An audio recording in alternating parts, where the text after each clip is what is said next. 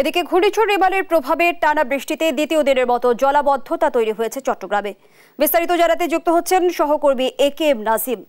নাজিম, চট্টগ্রামে এমন জলাবদ্ধতার কি কারণ, সিটি কর্পোরেশন কি বলছে? যেমনটা বলছে চট্টগ্রাম নগরীতে বৃষ্টি হওয়ার পর পরে জলাবদ্ধতার সৃষ্টি হয়, সেটি আসলে চট্টগ্রাম নগরবাসীর মন থেকে বা কপাল থেকে জলাবদ্ধতার যে দুঃখ সেটি যাচ্ছে না। কারণ গতকালকে থেকে আজ পর্যন্ত যতটুকু বৃষ্টি হয়েছে, সেই বৃষ্টি হওয়ার পর পরেই চট্টগ্রাম নগরীর যতগুলো নিচু এলাকা আছে সবগুলোতে আসলে পানিতে থই থই করছে। বিশেষ করে 2 নম্বর গেট, মুরাদপুর, বদরাট, আগ্রাবাদ সহ বিভিন্ন এলাকায় আসলে হাঁটু সমান থেকে হাঁটুর উপর পর্যন্ত পানি উঠেছে। আমরা এখন যে জায়গাটিতে রয়েছে সেটি হচ্ছে যে চট্টগ্রাম নগরের ৫ স্থানাধীন একটি এলাকায়, যেটি অভিযোগ একটি আবাসিক এলাকা। সেই এলাকার আসলে যতগুলো সড়ক হয়েছে সবগুলো সড়কে আসলে পানিতে থই থই করছে। সবগুলো কালো বিশ্রী পানি, ময়লাযুক্ত পানি, এগুলো নালার পানি। কিন্তু এখানকার যারা বাসিন্দা রয়েছেন তারা বলছেন যে আসলে নালাগুলো যথাসময়ে পরিষ্কার না করার কারণে মূলত নালাগুলো জ্যাম হয়ে যাওয়ার পরপরে কিন্তু এই সড়কে পানি জমে যায়। এখানকার যতগুলো সড়ক রয়েছে, পাশাপাশি এখানকার আশেপাশে যতগুলো বাসাবাড়ি রয়েছে সবগুলো প্রায় নিচতলা, যতগুলো বাসাবাড়ি রয়েছে সবগুলো বাসাবাড়িতে আসলে পানি প্রবেশ করছে। সেজন্য এখানকার মানুষের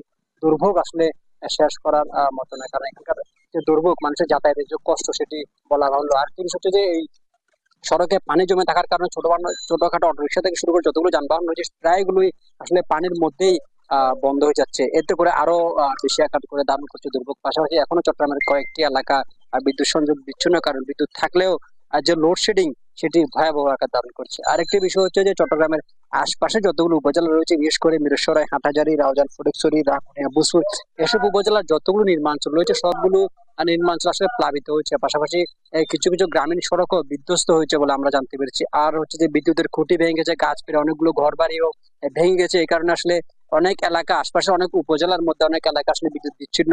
সাধারণ মানুষের দুর্ভোগের শেষ নেই বললে চলে। আর যেসব এলাকায় বিদ্যুৎ রয়েছে সেগুলো আসলে ঘন্টার পর ঘন্টা লোডশেডিং এ মানুষের চরম বিপর্যয়ের মধ্যে পড়েছে। আর এই চট্টগ্রাম নগরীর কথা বলতে গেলে সেবা সংস্থা যতগুলো সিটি কর্পোরেশন সিটি, তাদের পরস্পর যে দোষারোপের যে সংস্কৃতি শুরু হয়েছে সেটা আসলে বন্ধ হচ্ছে না। তাদের পরস্পর দোষারোপের কারণে সাধারণ মানুষের যে দুর্ভোগ সেটি আসলে বাড়ছে।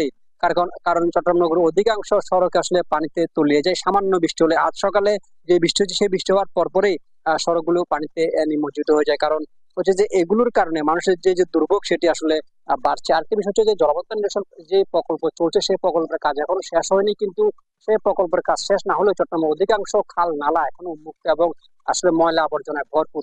সেগুলো ময়লা আবর্জনা থাকার কারণে মূলত সড়কে পানি জমে যাচ্ছে বা জলাবদ্ধতার সৃষ্টি হচ্ছে বলে নগরবাসীর অভিযোগ।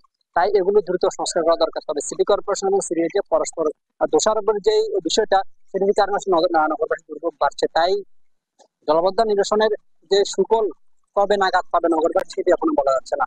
এই ছিল আমার কাছে সর্বশেষ। ঘূর্ণিঝড় রেমালের আঘাতে নোয়াখালী জেলার ক্ষয়ক্ষতির চিত্র জানাতে সরাসরি যুক্ত হচ্ছেন সহকর্মী মাওলা সুজন। নোয়াখালীর ক্ষয়ক্ষতি নিয়ে কি বলছে জেলা প্রশাসন?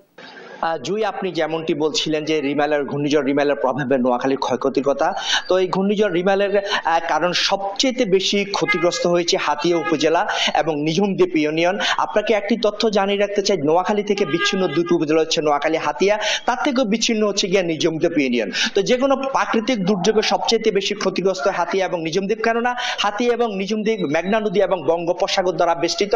তাই যে কোনো প্রাকৃতিক দুর্যোগের জলোচ্ছ্বাসে এই যে হাতিয়া উপজেলা এবং নিঝুমদ্বীপ ইউনিয়ন সবচেয়ে বেশি ক্ষতিগ্রস্ত। একই সাথে উপজেলা আরো দুটি উপজেলা রয়েছে, সুবর্ণচর এবং কোম্পানিগঞ্জ উপজেলা। তো এই রিমালের প্রভাবে সুবর্ণচর উপজেলায় ফসলের ব্যাপক ক্ষতি হয়েছে বলে জানা গেছে। একই সাথে কোম্পানিগঞ্জের একটি ইউনিয়নে যে কিছু বেড়িবাঁধ, প্রায় 20 মিটার বেড়িবাঁধ ভেঙে গিয়েছে বলে জানা গেছে। তো আমি ঘূর্ণিঝড় রিমালের প্রভাবে যে ক্ষতির যে ইয়েটা রয়েছে যে সেটি এখন জানার জন্য আমি সরাসরি কথা বলবো নোয়াখালী জেলা প্রশাসক ও জেলা ম্যাজিস্ট্রেট দেয়ান মাহবুব রহমানের সাথে। যে ঘূর্ণিঝড় রিমালের কারণে যে আপনাদের কাছে কি তথ্য রয়েছে হাতিয়া এবং নিঝুমদ্বীপ এবং উপকূলীয় অন্যান্য উপজেলার ব্যাপারে আপনার কাছে কি তথ্য রয়েছে? না, ঘূর্ণিঝড় রেমালের প্রভাবে আমার নোয়াখালী জেলার 3টি উপজেলা আক্রান্ত হয়েছে। আমার তো সবচেয়ে বেশি ক্ষতিগ্রস্ত হয়েছে আমার হাতিয়া উপজেলা, তারপর সুবর্ণচর, কোম্পানিগঞ্জ এবং কবিরহাটের কিছু অংশ।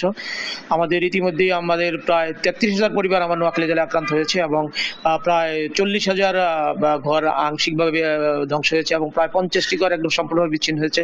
আমার বেড়িবাঁধ ক্ষতিগ্রস্ত হয়েছে, প্রায় 1 কিলোমিটার বেড়িবাঁধ আংশিক ক্ষতি সম্পূর্ণ ক্ষতিগ্রস্ত হয়েছে এবং প্রায় 10 কিলোমিটার বেড়িবাঁধ আমার আংশিকভাবে ক্ষতিগ্রস্ত হয়েছে। আমাদের 5,000 হেক্টর কৃষি জমি সম্পূর্ণভাবে পানিতে নিমজ্জিত হয়েছে। আমাদের গবাদি পশু প্রায় 5,700 গবাদি পশু, আমাদের গরু ছাগল মেয়েরা পানিতে ভেসে গিয়েছে।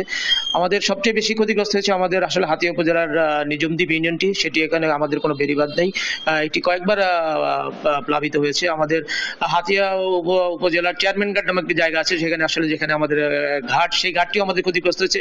সেখানে ঘাটের অনেক দোকান বাট সেগুলো পানিতে ভেসে গিয়েছে। এখন আমরা ইতিমধ্যে ত্রাণ কার্য আমরা পরিচালনা করছি। আমরা নোয়াখালীর 3টি উপজেলায় আমরা প্রায় 115 মেট্রিক টন চাল আমরা বরাদ্দ দিয়েছি। আমরা 23 লক্ষ টাকা আমরা বিভিন্ন উপজেলা নির্বাহী অফিসের মাধ্যমে বরাদ্দ দিয়েছি। আমাদের উপজেলা নির্বাহী অফিসার, আমাদের রাজনীতিক নেতৃবৃন্দ, তারাও কিন্তু কাজ করছে। আমাদের হাতিয়ার মাননীয় সংসদ সদস্য, সে প্রথম থেকেই সার্বক্ষণিক মানুষের পাশে সে থেকে কাজ করছে। আমাদের হাতিয়া উপজেলার প্রত্যেকটি ইউনিয়ন পরিষদ চেয়ারম্যান, তারাও কিন্তু মানুষের সাথে আছে। আমাদের আমাদের কোম্পানিগঞ্জ উপজেলার চরেলহাইতে একটি বেড়িবাঁধ কালকে ভেঙেছে। কালকে সেখানে প্রায় 5-10 মিটার এলাকা ভেঙে গিয়েছে। সেখানে আমাদের ইউনিয়ন পরিষদ চেয়ারম্যান, আমাদের ইউনো, সেটি স্থানীয়ভাবে মেরামতের জন্য উদ্যোগ নিয়েছে। আমরা সেখানেও পানি উন্নয়নের চেষ্টা করছি। ধন্যবাদ মাননীয় জেলা প্রশাসক নোয়াখালী দেওয়ান মাহবুব। উনি যেমনটি বলছিলেন যে সবচেয়ে বেশি ক্ষতিগ্রস্ত হয়েছে হাতিয়া এবং নিজমদ্বীপ ইউনিয়ন। তো প্রশাসনের পক্ষ থেকে যে রিমালের যে তাণ্ডবের যে ক্ষতি হয়েছে। ধন্যবাদ জানাচ্ছি আপনাকে। দর্শক, নোয়াখালী থেকে যুক্ত ছিলেন সহকর্মী মাওলা সুজন।